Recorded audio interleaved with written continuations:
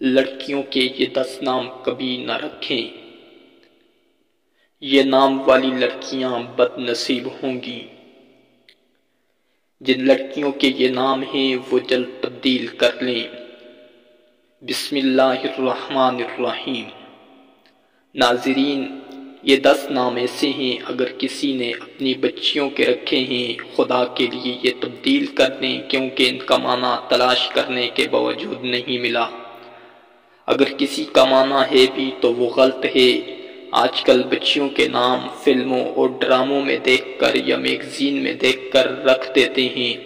علماء کی دوری کی وجہ سے اور دینی طبقہ سے محرومی کی وجہ سے یہ نام رکھ رہے ہیں، اور جن کا ذات میں اتنا گہرا اثر پڑتا ہے کہ بچیوں کے نصیب بھی خراب ہو جاتے ہیں۔ اس ویڈیو میں ایسی 10 لڑکیوں کے ناموں کے بارے میں بتایا جائے گا جن کا نام رکھنا غلط ہے، لیکن ہمیں اس بارے میں معلومات نہیں ہے۔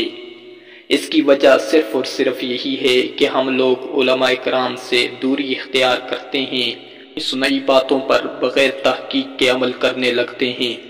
یہی وجہ ہے کہ ہم اکثر انٹرنیٹ وغیرہ سے دیکھ کر اپنی بچوں کا نام رکھ لیتے ہیں اور ان کے بارے میں کبھی کسی قسم کی کوئی بھی تحقیق کرنا مناسب نہیں سمجھتے۔ حالانکہ لڑکیوں کے کچھ نام ایسے ہمارے معاشرے میں رکھے جاتے ہیں جو رکھنا بالکل نامناسب ہیں، بلکہ ان ناموں کا بچے کی شخصیت اور ذات پر بھی گہرا اثر پڑتا ہے۔ ناظرین، یاد رکھیں کہ اگر ناموں کا گہرا اثر نہ ہوتا تو ہمارے پیارے نبی کریم صلی اللہ علیہ وسلم کبھی بھی ناموں کو تبدیل نہ فرماتے۔ ہمارے پیارے نبی کریم صلی اللہ علیہ وسلم نے حسنین کریمین کے نام بھی تبدیل فرمائے تھے۔ حضرت علی رضی اللہ عنہ نے جب نام حرب رکھا تھا تو نبی کریم صلی اللہ علیہ وسلم نے فرمایا، نہیں، میرے ان 2 بچوں کا نام حسن اور حسین ہے۔ حسنین کریمین کے نام تبدیل کرنا اس بات پر دلالت کرتا ہے کہ ناموں کا شخصیت پر بڑا گہرا اثر پڑتا ہے، اور غلط ناموں کے سبب بچوں پر بہت سی مصیبتیں آفات آتی ہیں۔ باتوں سے انکار تو کر سکتے ہیں لیکن حقیقت کو جھٹلایا نہیں جا سکتا، لہٰذا ویڈیو میں ایسے 10 ناموں کے بارے میں بتایا جائے گا جو مکمل تحقیق کے بعد اور علماء کرام کی مکمل معلومات کی روشنی میں بیان کیے جا رہے ہیں۔ یہ 10 نام لڑکیوں کے لیے نہایت ہی نامناسب ہیں۔ یہ نام رکھنا بالکل غلط ہے۔ ان ناموں کا ذات پر بڑا گہرا اثر ہے۔ نمبر 1، عمائرہ۔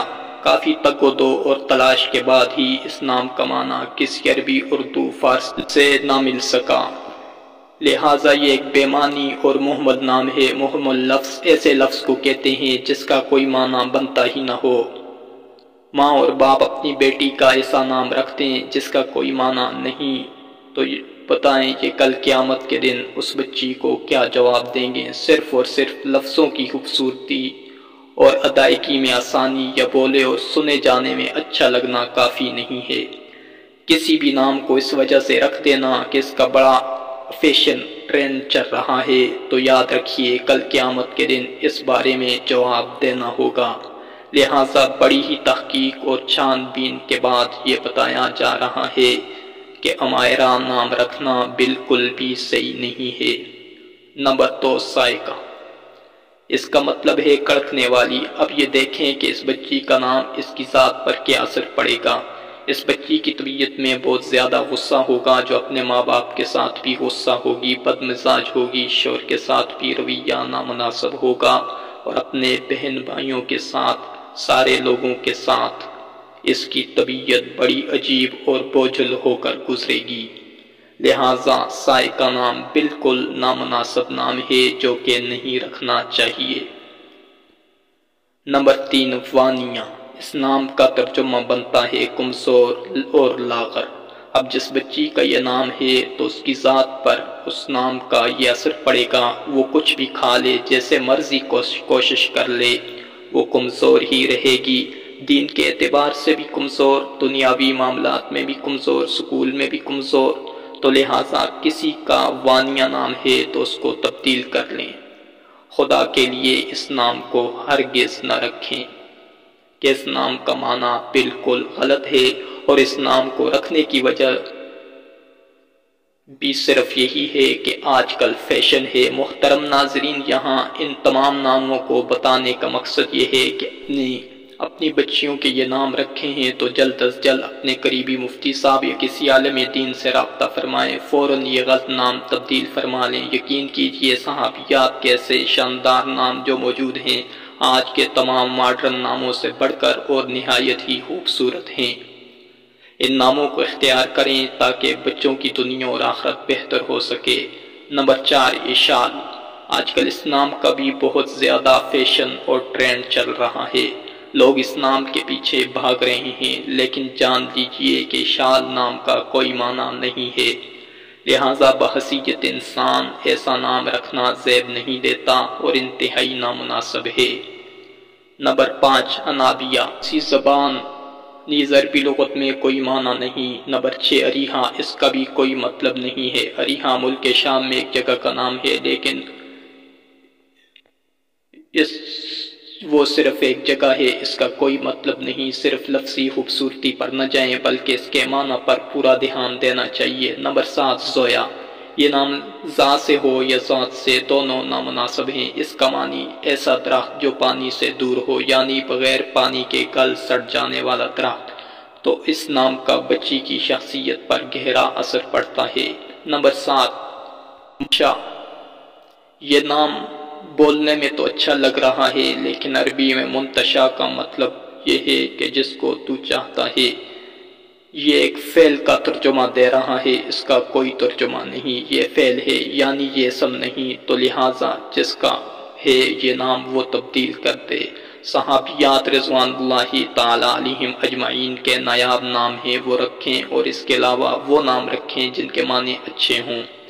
لہٰذا یہ نام انسانوں کے لیے نامناسب ہے اور صرف لفظی خوبصورتی کے تحت رکھا جا رہا ہے۔ آپ تحقیق کریں، علماء اکرام سے پوچھیں تو معلوم ہوگا۔ نمبر 8، مارا۔ یہ نام بولنے میں ہی عجیب سا لگتا ہے اور دیکھنے میں بھی نامناسب ہے، اس کا کوئی معنی نہیں۔ ہاں، اگر یہ دیکھیں کہ مارا، مارنا، ضرب لگانا، تو یہ معنی بھی اچھا نہیں، معلوم ہوا کہ یہ نام رکھنا درست نہیں۔ Number 9، easier. یہ نام الف کے ساتھ ہو یا عین کے ساتھ، لڑکوں اور لڑکیوں دونوں کے لیے یہ نام رکھا جا رہا ہے اور بہت تیزی سے یہ نام وائرل ہو رہا ہے۔